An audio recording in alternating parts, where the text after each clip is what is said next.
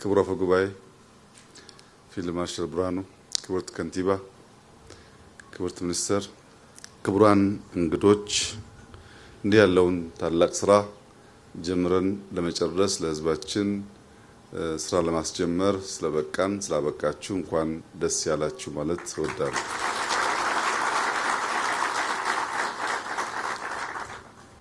በኢትዮጵያ የጤና ፖሊሲ ላለፉት 10 ዓመታት ስንገለገልበት የነበረው ፖሊሲ ቅድሚያ ለመከላከል መስጠት ላይ ያተኮረ ነበር።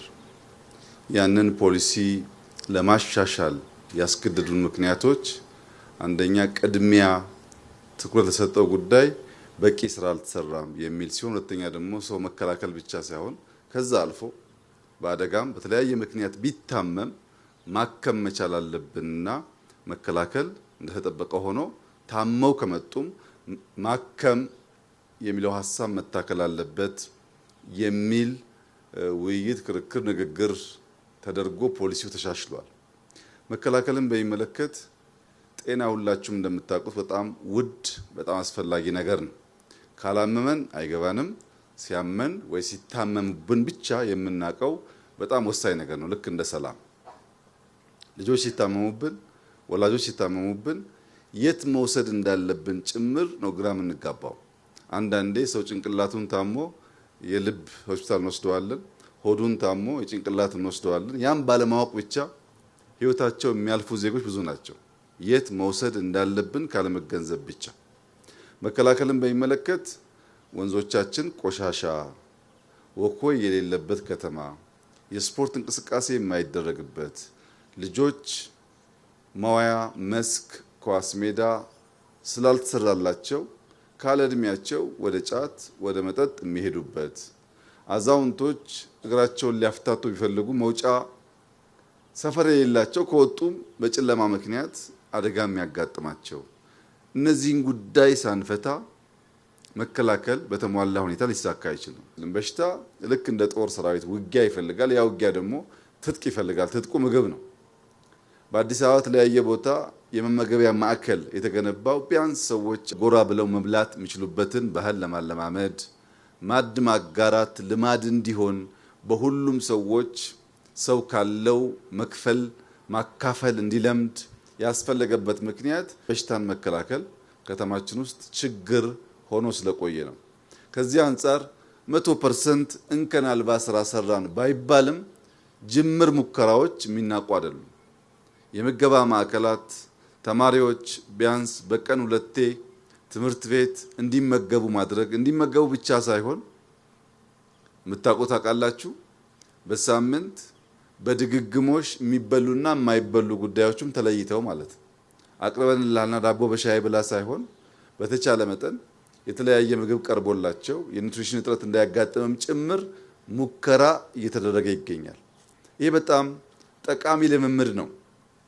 ኢትዮጵያ ውስጥ ማዕድ ማጋራት ያን ያክል ያስፈልጋል ወይ ብለው የሚያስቡ ሰዎች እንዳሉ አውቃለሁ። ግን ያስፈልጋል። የሚቸገሩ ሰዎች አሉ። አሁን ነገ አረፋ ነው። ብዙ ሀብታሞች ያርዳሉ። ብዙ ድሃዎችን ማጋራት ካልቻል አንዳንዶቻችን ቤት ተጠግበን የምንደፋው ቢኖርም አንዳንዶቻችን ቤት ደግሞ ችግር አለ። ይሄንን በተሟላ ደረጃ ኢትዮጵያ ዜጎቿን መርዳት መመገብ እስክትችል ዜጎች በትብብር መንፈስ ያንን ችግር ማለፍ መቻል ይኖርባቸዋል። ያን እያደረግን ስንሄድ የተሟላ ጤንነት ያለው ትውልድ እና ማህበረሰብ ይፈጠራል። ከዚህ አንጻር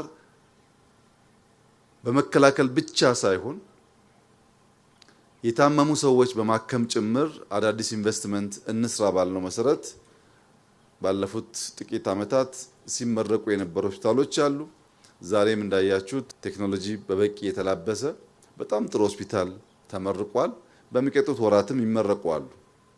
ለከተማ መስተዳደር ያለኝ መልእክት 2 ነው። አንደኛው ተሳክቶላችኋል። ባለፉት ጥቂት ዓመታት በሚያስደንቅ ሁኔታ ከተማውን በትምህርት፣ በስፖርት ማዘውተሪያ፣ በጤና፣ በመሰረተ ልማት፣ በኢነርጂ ሊታሰብ የማይችል ስራ ሰርታችኋል። ለዚህ የኢትዮጵያ ሕዝብ የአዲስ አበባ ከተማ ሕዝብ በሙሉ ያመሰግናችኋል።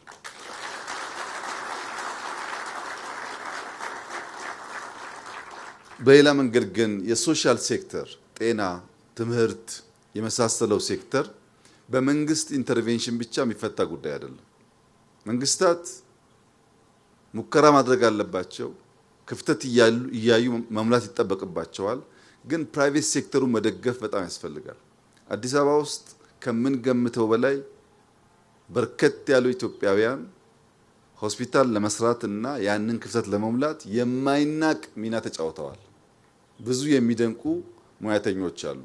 ነገር ግን ብዙዎቹ ጋር ስንሄድ በቦታ እጥረት ምክንያት በቂ ድጋፍ ካለማግኘት ሊሰሩ ሊዘረጉ እየፈለጉ የታሰሩ ሰዎች አሉ። እነሱን ማገዝ ደግሞ ልክ ከተማው አስደማሚ ስራ ሰርቶ እዚህ እንዳስደነቀን የፕራይቬት ሆስፒታል እየሄዳችሁ እያያችሁ ሚጎላቸውን እየደገፋችሁ ማስፋፊያ ካስፈለገ እየሰጣችሁ ልክ እንደዚህ ያለውን ምርጥ ነገር በመንግስት ብቻ ሳይሆን በግልም እንድናይ የማድረግ ግዴታም ኃላፊነትም አለባችሁ። ለምን ለአዲስ አበባ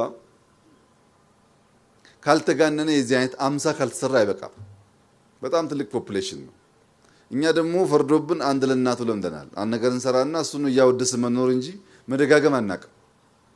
በዚህ ምክንያት ከተማው በራሱ ገቢ ይሄን የመሰለ ስራ ሰርቶ ፈርቀዳሽ ስራ ሰርቶ ላፍቶ አካባቢ ያሉ ሰዎች የዚህ ድል ተቋዳሽ እንዲሆኑ ማድረግ መቻሉ ትልቅ ድል ሆኖ በተለያየ ስፍራ ደግሞ እንዲበራከት የፕራይቬት ሴክተሩን መደገፍ ማገዝ ያስፈልጋል። ስንደግፍ ከነግዴታው ነው። ሰተን አምጣ፣ ውለድ፣ ዴሊቨር አድርግ ብለን እያገዝን ከሄድን የጤና ሴክተር ኢትዮጵያ በጣም በርካታ ሐኪሞች ታፈራለች፣ ኢንፍራስትራክቸር ትገነባለች። ዜጎችን አክማ ማዳን በዛው ልክ ማደግ እንዲችል ማድረግ ይኖርብናል። ለጤና ተቋማት ሙያተኞች፣ ለጤና ቢሮ ያለኝ መልእክት ደግሞ ዛሬ ድግስ ነው። ከዚህ ቀደም ድንጋይ ማስቀመጥ ስተት ነው፣ አናስቀምጥ ብለን እንጨርስ ማለታችን ትክክል ነው። አሁን ደግሞ መቅረት ያለበት አንድ ባህል አለ። ምርቃት ሲኖር ያምራል። እንደምታዩት የዛሬ ወር ስንመጣ መልሰን ይህንን ካላየን ዋጋ የለውም። ይሄ ሆስፒታል የተመረቀው ለኛ አይደለም። ይሄ ሆስፒታል የተመረቀው ለዜጎች ነው። ማጽዳት፣ አካባቢውን ማሳመር የሁል ጊዜ ልማድ መሆን አለበት እንጂ ምርቃት ላይ ብቻ ከሆነ ዋጋ የለውም። ይሄ ደግሞ የጤና ቢሮ ስራ ይሆናል። እርግጠኛ ነኝ ከንቲባዋ፣ ምክትል ከንቲቦች እኛም ብቅ ብለን ማየታችን አይቀርም። ዛሬ ያየነውን ነገር የዛሬ ወር 2 ወር ካላየን ያው ባወደሰ አፋችን ደግሞ ወቀሳም ይከተላል ማለት ነው። ባህል መሆን አለበት። መርዳትም ከተጀመረ ባህል መሆን አለበት። መስራትም ባህል መሆን አለበት። አንድ ጊዜ ያሳይተን ልም ከሆነ እንደ ኢትዮጵያ ያለ ሀገር መቀየር ያስቸግራልና ንጹህ መሆን አለበት። ሰዎች ሲመጡ የለመድ ነው አይቻልም፣ አትገባም፣ ክልክል ነው፣ ሐኪም የለም፣ ስብሰባ ነው፣ በሽታ ላይ በሽታ ጨምረን ከምንሸኛቸው ቢያንስ እረፍ፣ እስከዛ ዳቦና ሻይ የበላህ ቆይ፣ አይዞ ከተባለ ሰው ይጽናናልና ያንን ባህል ማለማመድ፣ ማስለመድ፣ መለማመድ ያስፈልጋል። በቅርቡ የጤና ሙያተኞች ስልጠና በኢትዮጵያ የሚሰጠውን ስናይ ኢትዮጵያ ውስጥ ከ400 በላይ ከተለያዩ አፍሪካ ሀገራት ስፔሻላይዝ የሚያደርጉ ሬዚደንቶች ኢትዮጵያ ውስጥ አሉ። ብዙ አፍሪካ ሀገር ብትሄዱ ከምትገምቱት በላይ ብዙ አፍሪካ ሀገር ውስጥ በተለያየ ዘርፍ ሕክምና የሚሰጡ ሰዎች ኢትዮጵያውያን ናቸው። ደቡብ አፍሪካን ብትሄዱ፣ ቦትስዋናን ብትሄዱ፣ የተለያየ ሀገር ብትሄዱ ኢትዮጵያውያን ከዚህ አልፈው ሌላ ሀገር እየሄዱ ማከም የሚችሉ ሰዎች እዚህ መጥተው መማር የሚችሉ አቅም ካለን በዛው ልክ ዜጎች ማዳን፣ እርካታን ማረጋገጥ ያስፈልጋል። ለምሳሌ በሰርቪስ እርካታዎች ይታያሉ። መሶብ ከመጣ በኋላ በጣም መሻሻል አለ።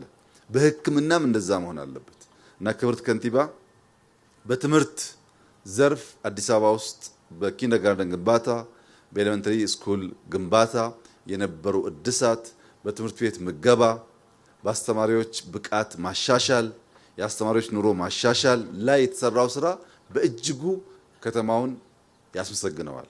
ልክ እንደዛ የሚቀጥሉት ዓመታት ግን በጤና ሴክተር ሰርቪስ ላይ ሳንቸገር መተን ታክመን ቪአይፒ ተብሎ ሳይሆን ማንኛውም ዜጋ ታክሞ የሚሄድበትን መንገድ ለመፍጠር የእናንተ ቀጥተኛ አመራር ስለሚያስፈልግ ደሞም እንደምትችሉ ስላሳያችሁን በጤናው ሴክተር የሚጨበጥ ለውጥ ከተማችን ውስጥ መጥቶ ክልሎች ከዚህ ከተማ ትምህርት ወስደው መሰል ስራ እንዲሰሩ አበክራችሁ እንዲሰሩ አደራ ማለት እፈልጋለሁ።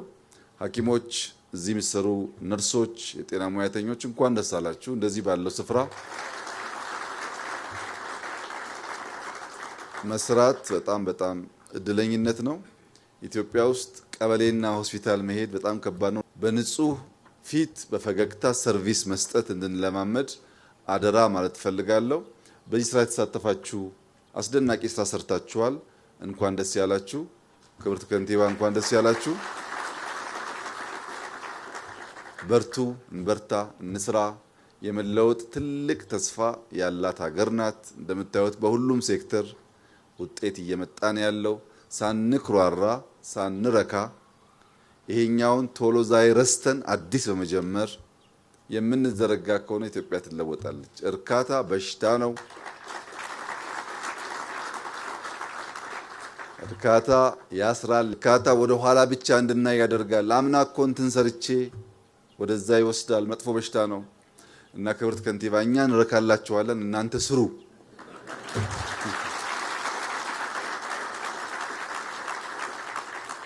እንዳትቆሙ አደራ ለማለት ነው።